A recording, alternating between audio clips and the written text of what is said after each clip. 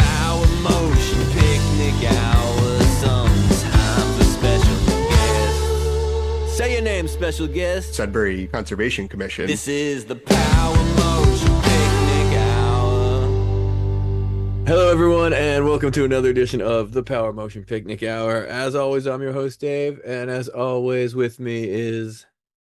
Trevor. Oh, Trevor, what's happening? How are you? I'm doing great. How are you, Dave? Yeah, I'm doing pretty awesome. Pretty stoked to be here on pod. At the end, the very special finale of our second season. That's right. It's a very exciting moment. Very few thought we would make it this far. And this is our longest season ever.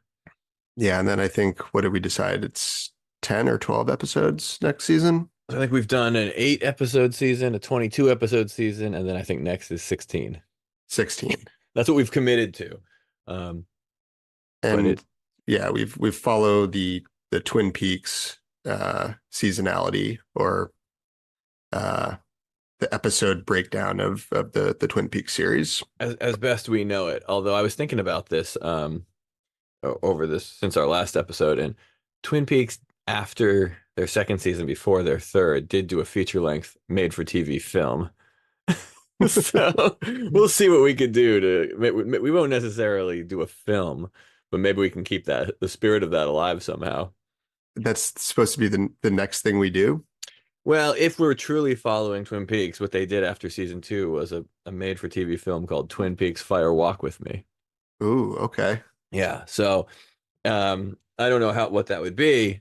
But I imagine just like Twin Peaks, the series, we would be unable to secure the services of, oh, now I can't remember her name, the actress who played Maddie, right? No, is that Maddie? I don't know. There's a different character. One character didn't come back, and they had someone else in the movie, and it was distracting. Okay. Well, so we'll have that. Like, we'll be unable to get like popular runner Jim Pergolizzi for this, and we'll have to like cast someone else to play his part. yes, but thank you for bringing him up. And I don't know, maybe what we can do is, I don't know, perhaps we could just live stream the Krampus Classic in some form. Yeah, that's like the equivalent of a feature length. Yeah. So live. How long is the Krampus Classic? It's 4 hours. Yeah, so we'll have a 4-hour, mostly speech-free experimental episode. Just the sound of leaves crunching and stuff like that. We'll see. Yeah, leaves or maybe ice, maybe a little bit of both. It's true. There was a little ice out there this morning, my run through Central Park in New York City. So, You went trail running again? path running.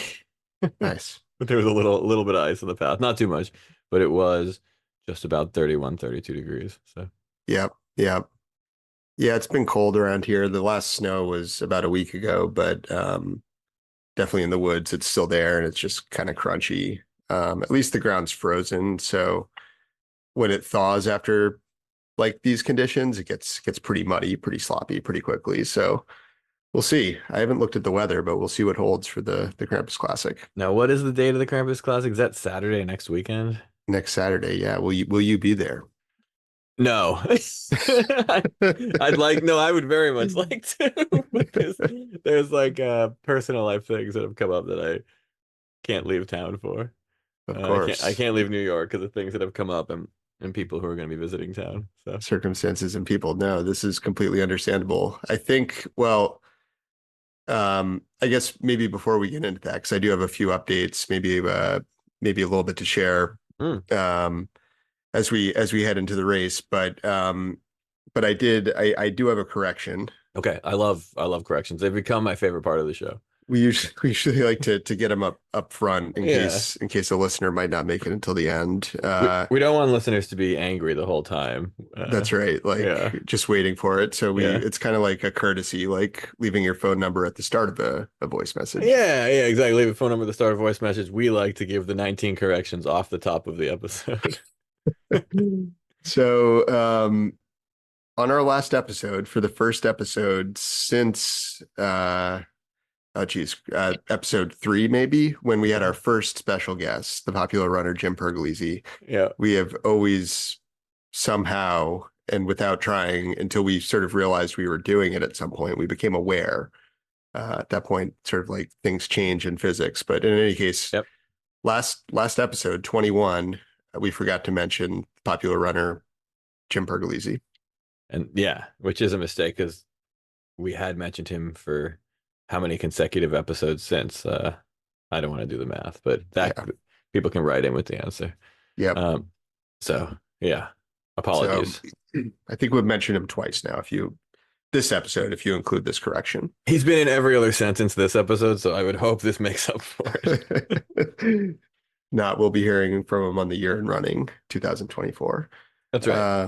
Can't wait to hear from him again in 11 months. Yep. And I guess pick up on one other thing from last episode. We had promised to we got into as we sometimes do, people convincing you to try to trail run, namely me. Yeah. But I had a little bit of support from special guest Christina Fulsick about more just she was a resource, I guess we'll say. Very knowledgeable one, an expert. Asking for some recommendations on possible trail runs for you, like going out on a big first effort. And so we put up a poll with a few of the choices we narrowed it on. There was the original idea of the Great Range Traverse. Okay. She said, how about a presidential traverse, which is what I just did. It's a big run. It's a big run, but it's iconic. It's beautiful. Like, there's sort of a reason people like that run so much because it's kind of amazing. And it's a presidential election year, so it's true. It's on theme with the mood of the country. It is. Although as we found out, not all of the hills are presidents, but mountains, that is. But yeah, in any case, without going back on that detour, she had also offered, well, maybe it would be cool if you're not trying to do sort of all the summits, because some of the summits can be like a little bit annoying, frankly, and they're less runnable. So she had said, well, originally maybe you just sort of take the path and like don't worry about the summits. But then she had a pretty cool idea of going and doing the huts, which would mean you get really sort of like off the main Prezi Traverse route for quite a bit. And I think when I double checked it, you actually miss even Mount Washington and go down through, I think, Great Gulf, which is cool because Katie Scheid had said that was her favorite spot in the Northeast. Oh, that's right. And interestingly, Christina held the full hut traverse FKT until quite recently. And do you know who took it? Who took it from Christina? Yeah. Jim Pergolizzi. No. Jim no, Jim has beat this particular special guest at something. But it's special guest Katie Scheid. Nice. Applause. Yeah. I don't want to edit it in, so I'm just clapping over here on my end. So a lot of no, you can just do that. So a lot of sort of power motion picnic hour sort of history tied up in the hut traverse. And so if that becomes my first, lengthy trail run, it would seem a nice homage to season 2 special guests. The full hut traverse is like 49 miles and like 17,000 feet or something. It's more than I think we'd want to do. Probably not there yet. Maybe season 4. I'm getting there. My endurance is building up. When would be a good time to do this? Like June? Oh, you're talking actual logistics. Well, because what I'm thinking is, today is 6 weeks. In 6 weeks from today, I'm running the LA Marathon. Yep. And then in November, I'm running the New York Marathon. So probably have to somewhere in between. Somewhere in between. You'll be in good shape. Yeah. Throughout. So maybe June's a great time to do it. Okay, good. That might be it. Thanks. I was thinking sometime after I'm recovered from LA, but before I start my official training for New York would probably be a perfect time for it. Perfect time. Yeah. Just kind of throw in a fun run. Yeah. So, I mean, we can honestly choose as many huts as we'd like, but I think it makes sense to do basically the, what would it be? 3 or 4 that are on the presidential traverse, like the traditional route. But it's cool because we'll get to go sort of past where you typically drop down off the final peak and sort of hit like this other sort of less used trail to exit, because you have to hit this hut that's a little bit past it. So I think it could be a cool, different sort of way of getting through that sort of terrain. Sounds cool to me. And this is becoming terrifyingly real the more we talk about it. When I was listening back while editing last week, I was just saying yes to everything, but I wasn't actually like thinking. Yeah. However, it does sound fun. So. And I just recall that this is actually just a description of the third choice of our poll Okay. that came out of last week's episode. So the fourth, which sort of we just added for Instagram purposes, was other, with the question. That's what I voted for. That's what you voted for? Yeah, okay. I might have been the only vote on that. I don't think you answered what your other choice was, but I don't know if I'm even allowed to vote in that poll. I'm not sure. Yeah. But we had an even 50-50 split between other and the president, what we're calling the presidential hut traverse. So that'll have to win, since my vote has been disqualified because of the hanging Chad, I believe is the appropriate term. And I guess if you have other, you're going to end up with a lot of sort of one-off. It's like winning as a write-in, it's kind of impossible. Yeah, that was me voting for Donald Duck. Yeah. Whatever. Yeah. But your other was for a Pemi loop. Now, what is that again? It's the Pemigewasset. I don't think we've actually talked about it too much. Oh, good. You'll be forgiven. Okay. Yeah. As much as I tend to talk about New Hampshire trail routes that you don't know about. I have 3 attempts to pass the quiz for the knowledge gained from this training. If not, I'll have to talk with a training coordinator. Like probably a bunch of our listeners could just enjoy that joke. Go back through and listen to some old episodes. Yeah. I'll figure it out. I'll learn about it one day. Well, this is good. This is exciting. I think we have an idea, if not a plan. We have an idea. So that was that. Yeah. Oh, that's big. I was to say one reason, another reason that maybe the Krampus Classic doesn't make sense for me is because I am now so deep into the training for the marathon, my next marathon coming up. And so I do this gets us into weekend running, I guess, a little bit, but what a better place to naturally segue into. Is like, I probably have a big run I have to do next weekend, but the Krampus Classic would probably be too much. Too much and too high risk that you'd like sprain an ankle or something. One of my biggest mistakes training for Providence last year was when I ran an unplanned 20-mile run and like hurt my feet and I did a 20-mile run with no water. With no water. Yeah, they hadn't turned them on yet. No, but I'm doing it a little much better this time around. Yesterday I did a 15 3/4. Nice. Yeah, which felt like I could run. Kept running afterwards, so it was good, but I stopped. That's kind of about what I hope to do for Krampus, something around 15, 16 miles. It's a fun distance. It's got some elevation. I don't know. Shooting for like 10 laps. If I can get over that, I'll be pretty happy. If I hit it, I'll be happy. I'll be happy regardless. But yeah, that's good. Now that's what I'm talking about. That's a guaranteed success. Yeah, like I know it's going to be fun out there. So you'll be happy as long as the authorities don't show up to shut down the event. That's right. And I actually did reach out. This is cool because this is, I think, the first time in podcast history that we can say like we reached out for comment, but didn't hear back. But I'll get to that in a bit. Basically, I did reach back out, sort of follow up to the encounter I'm about to describe, to see if they would like to have representation as special guest on a pod, and did not get a reply. But that might be because I just sort of sent the email yesterday. I think you're telling the story backwards. So who is or you're not going to, we're not going to find out who you're proposing. No, the story's backwards. Yeah. So the actual story is earlier this week, I was away in New Orleans for a work trip on Monday. I had just finished my weekend running, which was a 5.5 mile treadmill session, which felt quite good. I was feeling good. Oh, good. yeah, I was feeling like pretty happy with it. And then um, the female individual that I live with, unaffiliated with the Power Motion Picnic Hour, reaches out and says, "You've got to get back to the Sudbury Conservation Commission.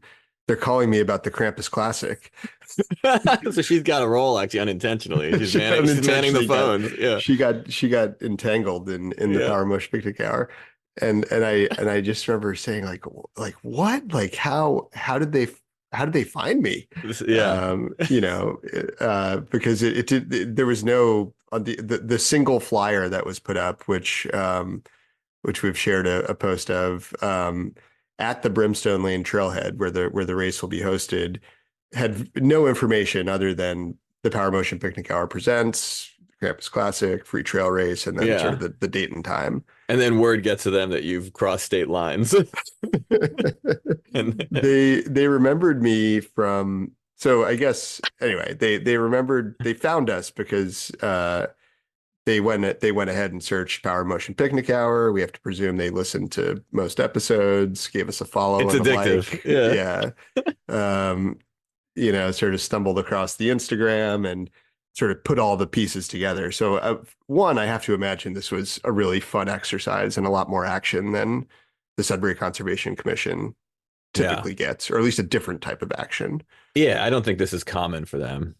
No, sort of a mystery trail, pop-up trail race, a guerrilla Yeah. race being hosted on their land. A great "oh, what now" moment for them. And so they set out, they endeavored to find us, and they did. And they remembered my name because we had had some prior business, actually a couple pieces of business with the Conservation Commission, Nice. like a permit for some work we had done on our house, and then I had reached out on a separate occasion about camping on town lands, which is Okay. something they allow in the summer, which is pretty cool. So you're a bit of a public figure around those parts. I am. So they were like, "Oh, popular podcast host, Trevor Chisholm," Yeah. and so anyway, I end up talking to them that day on Monday, and this woman, I won't, as our lawyers often recommend, won't reveal any too personally identifiable information, but she was amazing. She laughed a lot. She thought it was hilarious when my wife explained that it was, well, she went a little bit too far, but she basically indicated that it was not a real trail race. That it was just me and my friends It's very running real. around in the woods. Yeah, Yeah. it's that as well. Can it be both? Yeah. But It's like when I had my own annual kids circus on my street growing up that I ran and put on 3 years in a row. It might have just been a bunch of kids doing whatever, but it was also very much a circus. That didn't disqualify it from 100%. being a circus. Yeah. It's all life, Yeah. experience it however you'd like. So Exactly. so this is very much a race, but thankfully we most likely will be under the sort of set limit of 5 people that would make it require a permit. Oh, interesting. And she was worried because this particular the trailhead is on like a sort of narrow, like not very heavily trafficked road. The trailhead itself has maybe 5 parking spaces. It's just not one of the most, Yeah. even on a fairly, it's the conservation land itself is pretty well used, but there's like a bunch of different entrances from like a few different places. And this is one of the more random ones. And anyway, she was worried that there were going to be like 200 people and like No. traffic and like taking over the lot. So Not this year. not this year. We had a good laugh about it, and I think special guest Christina will be I think proud of us for cool. sort of sort of doing it the right way in the end. Good. Okay. Well, yeah, and we appreciate her for giving us the confidence to even attempt something like this. Yeah. So I don't know. It made me happy. I think it made the Conservation Commission happy. I'm happy. I think, yeah, I'm excited, even though I can't be there. I'm going to be thinking about it because I will be going on a big run myself. I'm going to try to run 18 miles on Saturday. So That'll be a good one. yeah, so that's similar. That's in the spirit of the event, I figure. So even if I can't be there, and this way I won't tip the scales to be over 5 people. That's right. And you won't you won't need to keep running for 4 hours either. No, no, it won't take me that long to run 18. Hopefully. No, it won't. It won't. There's a question as to whether my running partner Lenny will count as a participant, but I think we might be fine either way. Yeah, and I think our lawyers could get us out of that one. I think so. With some We know creative lawyers. explaining. We have a dear listener that is a lawyer, at least one. I think all of our listeners are lawyers. Aside from 39 through 41-year-olds. Although I guess our listening demographic probably ages as we do. That's true. So I guess we're probably mostly 40 to 42-year-olds now, and people, the mothers of 40 through 42-year-olds. Yeah, Just perhaps. Yeah, who knows? I mean, I in the non-Belgian category because I don't know what's going on over there. We're unsure. I don't know what's going on in. Yeah. So that's the story about the conservation committee. That's a And good one. we hope to have them on. We hope to have them on in the future. I think that was where the story started. We did not get them as special guest. Not yet. And then we told the story about it. Yeah. So Very song much of the like. week. Oh yeah, so we did have a song of the week, which we haven't had one in a long time. This week's song of the week was a song you chose. Yes. What was it called? Buck Creek Girls? Buck Creek Girls. It's a traditional song, but I chose the particular version by Nora Brown.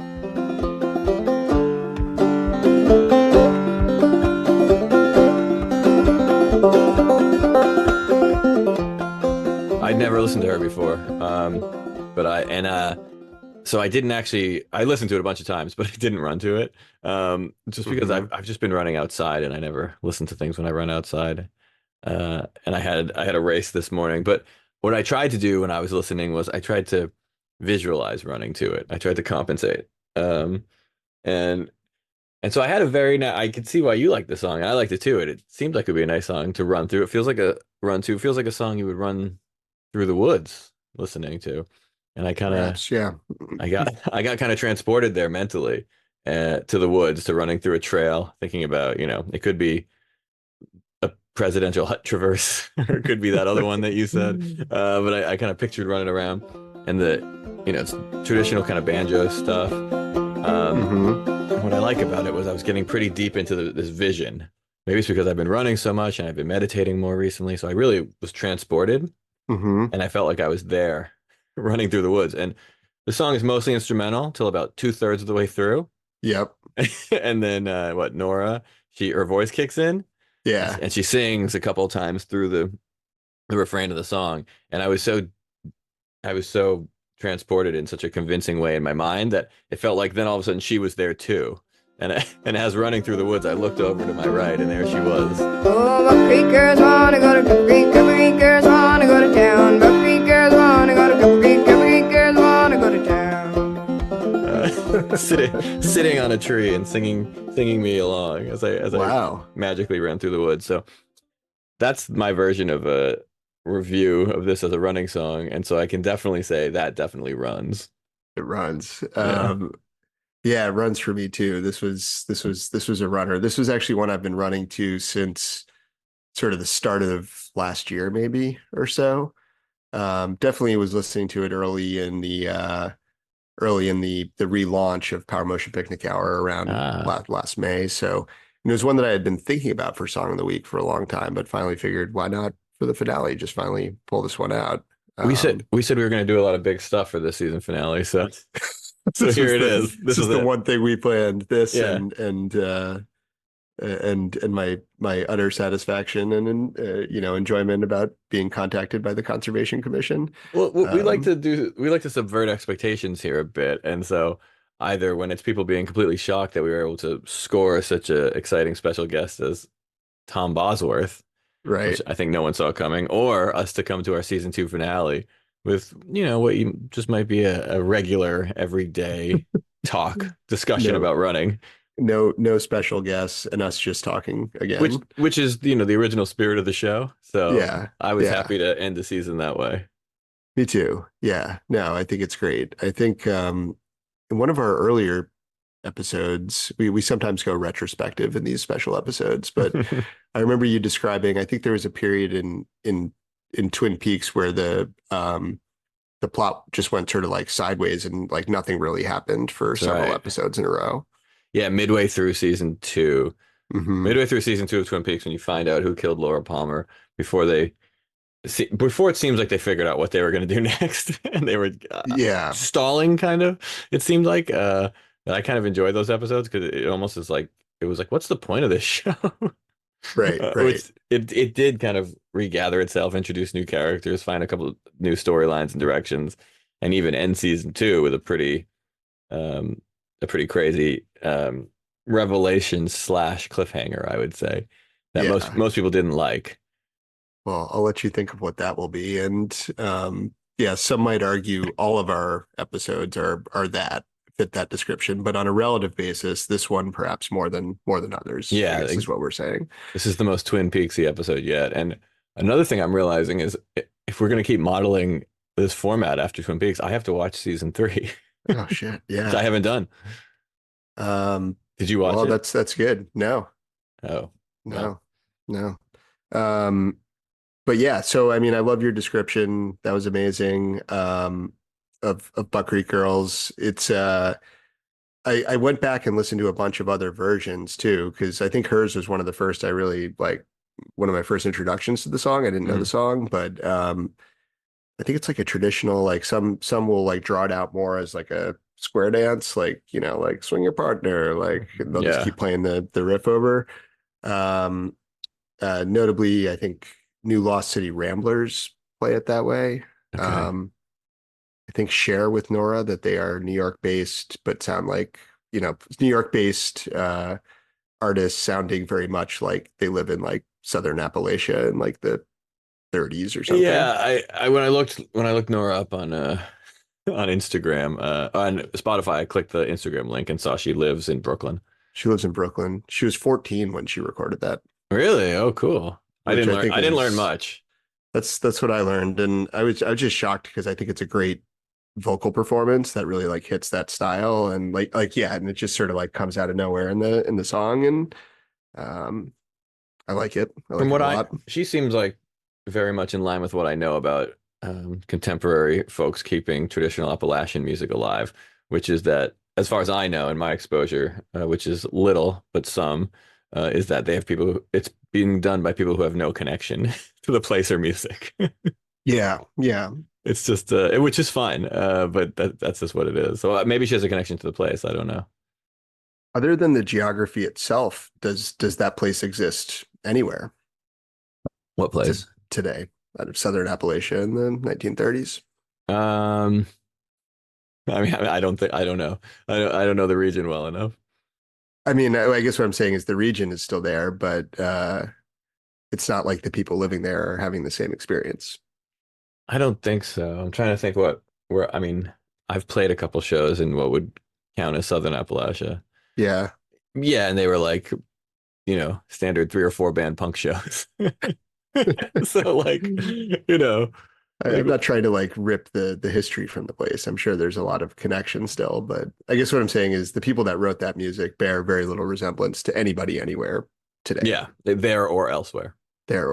So if you're a 14-year-old girl in Brooklyn, young woman, then just do it and do it well, and she does. And like there's no like I think for some people that's just what Brooklyn is. It's people walking around with beanies and like fretless banjos, just playing traditional folk music. Yeah, I mean that's what the original Greenwich Village folk scene was, right? Just like people. Yeah. I mean that's what Bob Dylan was pretending to be when he moved to New York. Bob Dylan is from Minnesota, and he was pretending he was from like Appalachia. There's a long history of that. Yeah, of coming to New York and pretending, or actually even if you're just from New York, Dave Van Ronk, who was here just before Dylan, he's from Queens. He's just like a New York guy. Yeah. Where was Woody Guthrie from? Was he like who everybody else is trying to be? I didn't know that would be trivia. No, I don't think so. I don't think Woody is any. I have no idea. I don't think Woody is any more authentically from anywhere, but I know like Ramblin' Jack Elliott is from Brooklyn. Right. He's also from Brooklyn. Ramblin' Yeah, Jack Elliott is another one I was thinking of. And I love all of these artists we're talking about. true. So, what is authenticity? We've gotten deep in this one. See, we're finding that cliffhanger, shocking ending and we're getting closer to it. So Shocking ending. The hosts get horribly confused yeah, about music history. exactly. It's Question the so nature far of off the rails. authenticity. Yeah, that's a deep question. Yeah, But yeah. that's the kind of question you get to at about mile 12 of the run, and then you've resolved by mile 16, but by mile 20, your feet just hurt too much and you can't remember what you figured out. Yeah. You can maybe remember the question, but Yeah. no longer the answer. The answer's out there on the trail somewhere. The answer is we'll just keep listening to Buck Creek Girls, Yeah. running to it and looking for the answer. Thinking about running to it. Yeah. It's a new experimental way to review a running track. Yeah. Yeah. The reviews I find are turning out to be, especially as we've discussed music with our guests and stuff, are probably irrelevant because I think we've determined that running songs are just so deeply personal. They're kind of like running shoes, They're kind of like anything running is you just kind of, I think that's one thing we've learned is from, I think as we've heard, like you've inspired a lot of people with your sort of approach to running, and I think we've been similarly inspired by a lot of special guests and a lot of like sort of similar themes, but everybody's sort of doing it their own way, and yeah, definitely a lot of different styles, a lot of different approaches, ability levels, like all that. Oh, for sure. And yeah, I like the idea that I'm inspiring people because I guess I enjoy running, and that's what people we've had people who seem like they're not enjoying it anymore, and so I guess that's why they're inspired, just because like, oh, this guy's having fun. Like, how do I have fun? But I don't think I'm like I don't beyond fun. I don't know if there's any success to my method. But You're perceived to be an authentic runner. yeah, You've thrown away the Strava and you dress like you're in the Greenwich Village and in like yes. the 1960s. I run the speed of a fast runner from 100 years ago. I had a funny exposure to the world of, I don't know if Strava is the wrong thing, but to that kind of what I call fancy watch running, and which is our very own female gear shed testing correspondent is currently training for her first marathon. She's going to be running LA in 6 weeks as well. And so we're mostly training separately, but we've done some training runs together. And so we did that 15 3/4 yesterday, and we did a 12 miler last weekend. And she's on one of those plans that I don't really know what this is. I guess you get an app, right? You download a plan and it tells you what to do every day, right? That's what most people do, I think. And it tells you which days to do an easy run, what length to do, right? When to do strides for speed, as the app should call it. But they're so specific. So 12-mile run was like we did 2 laps in Central Park, which is 12 miles, and it was it told us to do what was it, like a 3.1 comfortable pace. And then at the next 6.2, it wanted us to stay in a very specific range. And it range of what, time or exertion? mile per hour, like yeah, heart, like heart rate or no pace. Like, and so it kept telling us, and it kept telling us to slightly speed up or slightly slow down, and it wanted us to stay in this super narrow window of like, I forget what it was, but something like 9-minute 45 to 10-minute 5-second miles for the middle 6.2, and it was like annoying the hell out of me. Yeah. And it kept doing it, I think as far as the approach, just like running songs or shoes, it's what works for you, right? Yeah. And if that works for the female Gearshed correspondent, then that's awesome. More power to her. But I have heard talk on other more elite running podcasts about like running by sort of exertion level, just perceived exertion, and that ends up being your own metric. And like you could argue that heart rate is a good measure of over pace because that's like a response to how fast you're going. But you could also like more what you'd call what you do, like run by feel is like there's been I'm sure there's studies that can prove like the benefits of any of these things, but there's a case to be made for just like perceived exertion as like the right measure. Yeah, I think my overall takeaway though is that these training programs probably work better than what I'm doing. Well, they and give discipline and structure, right? Yeah, and then when we got to the last 2.7 miles of that 12-mile run, and you're supposed to slow down, I actually then just took off, and I had like a lot in the tank, and so I ran like I would say I was running like 8.5 minute mile pace for the last Nice. 2.7. Yeah, and then same thing at the end of the 15 3/4, which was only supposed to be 15 actually, but for Yeah. the last three miles of that, or a little over 3.5 maybe, I didn't quite run that fast, but I ran probably 9-minute miles or something at the end, Mm-hmm. or something. Mm-hmm. I don't know. It's tough to say because I have no idea really. So anyway, it was actually the 15.5 was more fun because the volume was turned down and I couldn't hear it. Yeah. Speed up, Yeah. slow down. Oh yeah. Yeah. So I got to just get the benefits of it without getting the robot yelling at me. I mean, yeah. All I'll say is whatever works and whatever you want to be doing. But there's definitely like we've heard, and I've definitely experienced times where my relative enjoyment of running has been like greater or lesser, right? And there's times Yeah. that sort of I feel like I'm doing it more naturally, more like in a way that's actually like contributing to happiness versus like sometimes you can kind of like let it get to you. You feel like you're like, oh man, I had a bad week. I'm getting out of shape. I like missed Oh, yeah. training, this or that.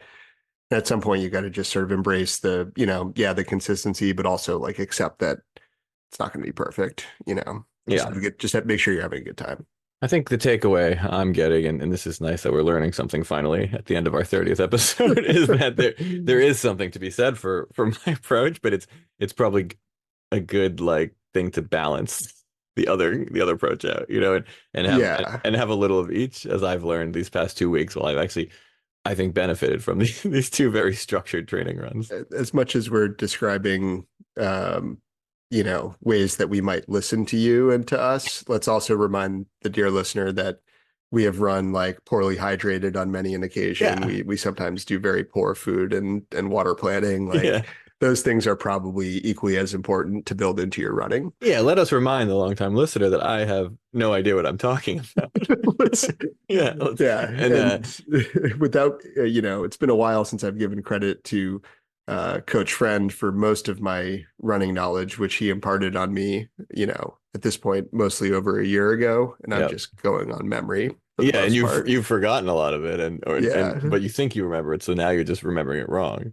Yeah, yeah. But he learned from a combination of being taught it from more experienced runners than him and from his own experience. That's right. No, he has a very beautiful way of describing it as sort of this great collective wisdom. It's not his. It's it's everyone's. It's an accumulation. Yeah, we're just running through the woods, picking it up, hearing ethereal banjo music and learning life lessons and trying not to fall. Yep. Trying not to fall over. Trying and sometimes succeeding. I had a quote, actually. This is a good entry. I had a quote from somebody who might be a future special guest. Who knows? Okay, well, let's hear it because we are starting to run low on time. Yep. So trails, but I'm going to insert sort of any running. It's a place that should be a blank canvas for you to paint your own experience. Oh, I like that. I thought that was gonna be a longer quote. Nope, that's it. Was that a quote from a runner, or is it's it a runner? Just, that's okay. A runner. Yeah. I was wondering if that was like from a runner. It just sounds like it could be. Should we attribute it? Yeah, let's attribute it, and then we can correct it and get the attribution correct next week. Jordan Fields. Nice. Thank you, Jordan. I'm doing all the clapping analog this week. Yeah. I don't know if that'll pick up, but anyway, well, I think that is probably a good place for us to leave it. We'll see two of you, dear listeners, maybe just one, in case one of you is not listening, next Saturday at the Krampus Classic. Can't wait for whoever goes and for the rest of us to hear about it on the next episode, next season premiere of the Power Motion Picnic Hour, season 3. Exciting stuff. I'm stoked. Little live stream in between. Yeah. Okay. Until then, onward.